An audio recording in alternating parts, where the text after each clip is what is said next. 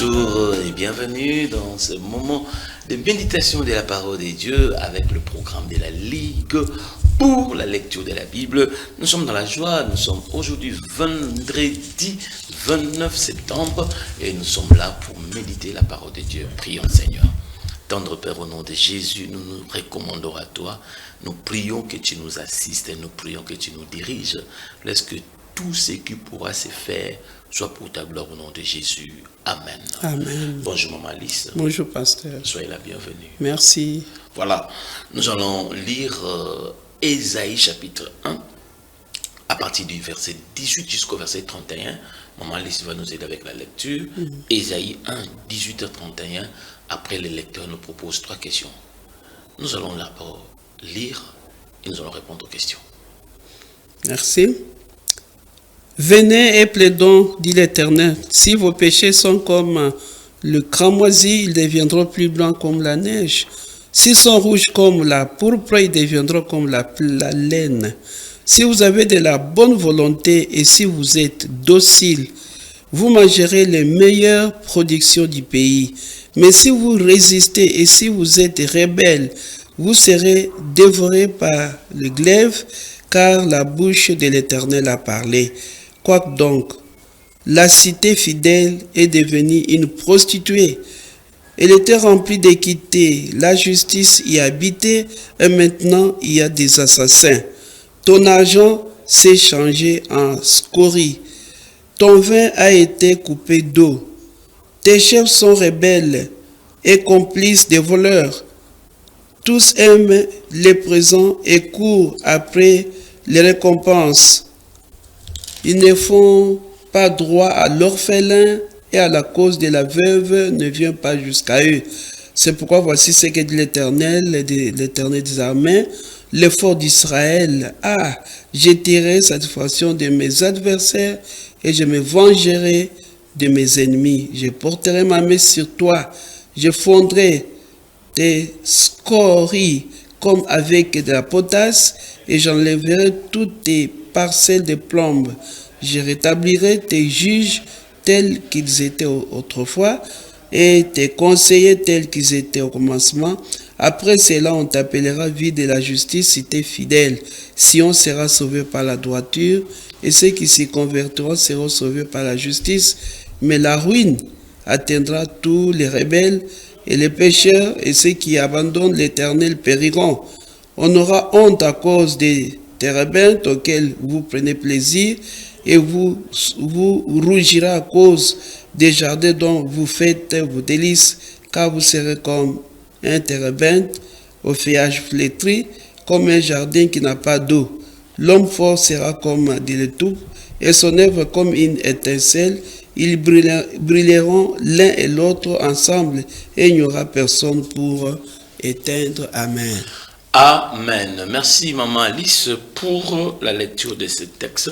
Je le dis tantôt, le lecteur nous propose 3 questions. Et d'abord la question 1. De qui, de quoi parle ce verset? De qui on voit des dieux? Parce que déjà au verset 18, on nous dit, venez et discutons, dit l'Éternel. Il y a l'Éternel, il y a le prophète qui parle, il y a le peuple à qui le message est adressé, on fait également mention aux juges, on fait également mention aux prêtres. De quoi il est question de autrefois et maintenant? Autrefois vous étiez, mais maintenant regardez ce que vous êtes. Donc c'est comme s'il y a vraiment un écart entre la façon de faire, la façon de vivre une façon ancienne et maintenant, au lieu que cela soit une amélioration, il y a eu détérioration. Le peuple s'est détérioré, au lieu d'avancer, ils se sont enfoncés encore dans le trou. C'est alors que Dieu leur promet que non, si vous continuez à être comme ça, écoutez, je vais encore faire pour que vous puissiez rougir. Je ne sais pas moi, s'il y a encore autre chose sur c'est que quoi. il s'agit aussi de il y aura deux catégories de personnes, de ceux qui vont obéir, de ceux qui vont rester dans la rébellion. Voilà. Et ça, c'est une réalité actuelle aussi. Hein. Il y a toujours ceux qui obéissent, il y a toujours ceux qui restent dans la rébellion. Hein. Donc, qui ne veulent pas obéir à Dieu, qui ne veulent pas obéir à ce que Dieu veut. Est-ce qu'on peut trouver quelque chose sur Dieu le Père, Dieu le Fils, Dieu le Saint-Esprit, qui est la deuxième question?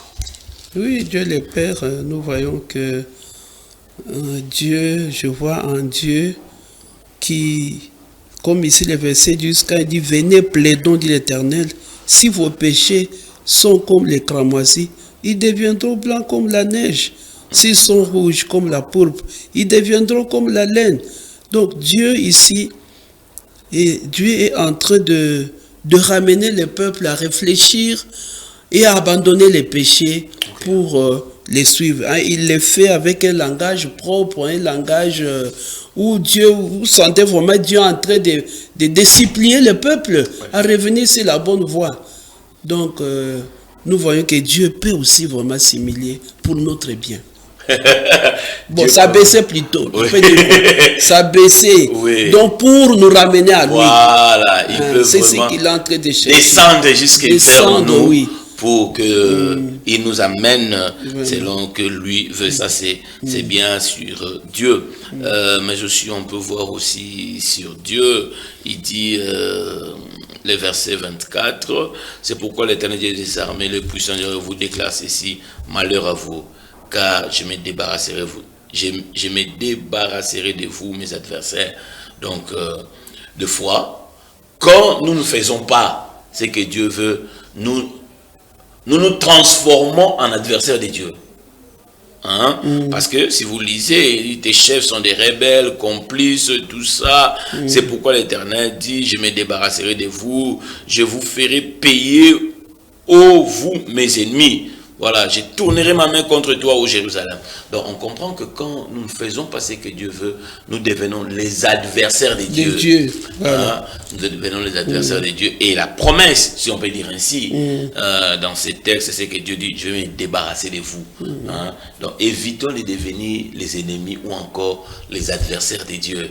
Être adversaire de Dieu, et dans ces textes, nous pouvons dire, ce n'est pas seulement Satan. Ce n'est pas seulement Satan, mais toutes les personnes qui ne veulent pas faire les choses comme Dieu veut, cette personne-là est aussi un adversaire, un ennemi de Dieu. Est-ce que dans ces textes, la troisième question, y a-t-il un exemple à suivre ou à ne pas suivre? Oui, Maman Alice.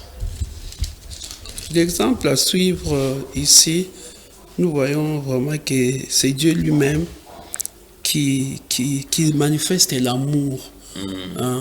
Quand quelqu'un insiste pour nous ramener dans la bonne voie, nous voyons déjà que Dieu est amour, il est modèle pour nous, que nous devons aussi, même si nous allons vers ceux-là qui ne connaissent pas le Seigneur, ne nous fatiguons pas, insistons aussi pour qu'ils abandonnent la mauvaise foi, qu'ils viennent à Dieu. Parce que autrefois, Dieu l'a fait aussi avec nous. Pourquoi pas nous aussi envers les autres qui ne connaissent pas le Seigneur jusqu'à présent? Ceux qui ne connaissent pas le Seigneur jusqu'à présent, nous devons les inviter. Le verset 21 nous dit ceci, Jérusalem, comment se fait-il donc que la cité fidèle soit devenue une prostituée? Ça, je trouve au même moment un exemple à suivre, au même moment un exemple à ne pas suivre. L'exemple à ne pas suivre ici, c'est le fait de se dégrader. Dieu dit, comment se fait-il que la cité fidèle soit devenue une prostituée? Et Dieu se demande, comment? C'est là la même question qu'on pourra se poser encore ce matin. Tu étais fidèle avec Dieu. Mais comment tu es devenu infidèle? Comment?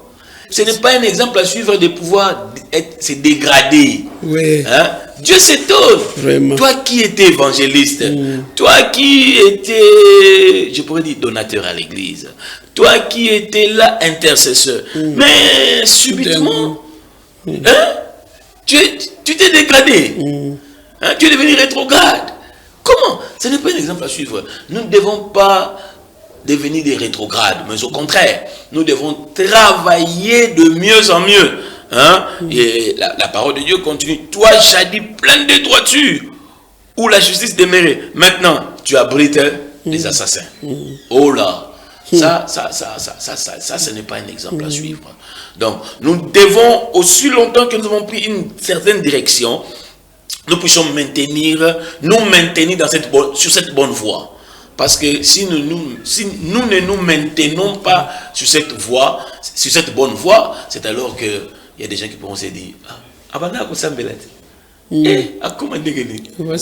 ce n'est pas un exemple à suivre. Ne nous dégradons pas, mais au contraire, maintenons-nous sur la bonne voie pour que nous donnons gloire à Dieu. Maman Lise, est-ce qu'il y a encore un exemple à suivre ou à ne pas suivre dans ces textes? Exemple à ne pas suivre. Tous aiment le présent et courent après les récompenses. Ils ne font pas droit à l'orphelin et la cause de la veuve ne vient pas jusqu'à eux. Donc c'est ce qui se passe encore aujourd'hui. Les gens sont derrière la corruption, les gens sont derrière les présents, derrière la récompense, tout ça. Ils ne regardent même pas le pot de vin. Ils ne regardent même pas qu'il y a des veuves, il y a des orphelins. Ce n'est pas leur problème. Ce qu'ils cherchent, c'est leur intérêt. Donc, nous voyons vraiment que ça, ce n'est pas un exemple à suivre encore, parce que nous voyons Dieu en train de menacer ces gens-là qui ne considèrent pas le veuve et les orphelins. Il les menace.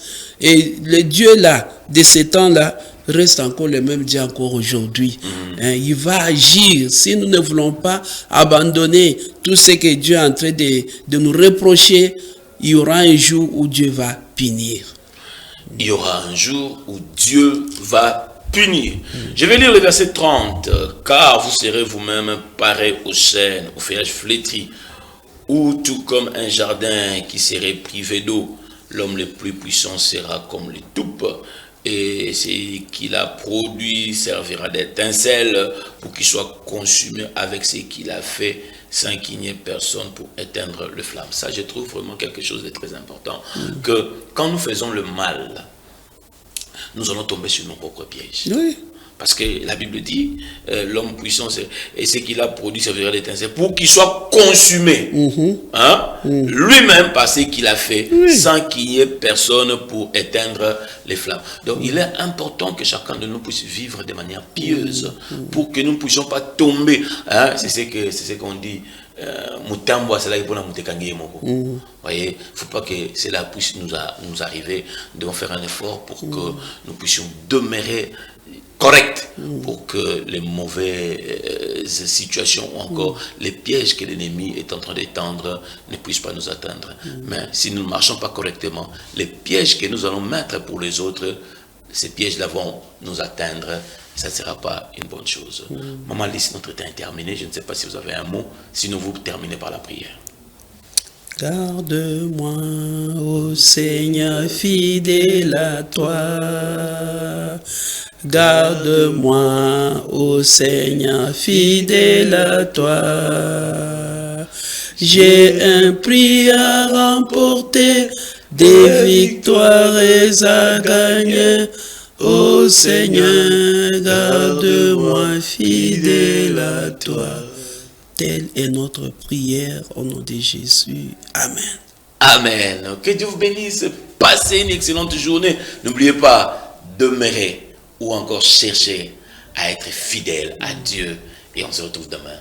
Même heure, même chaîne. Au revoir. Au revoir. Oui, le bonheur et la grâce m'accompagneront tous les jours de ma vie. Oui, le bonheur et la grâce m'accompagneront.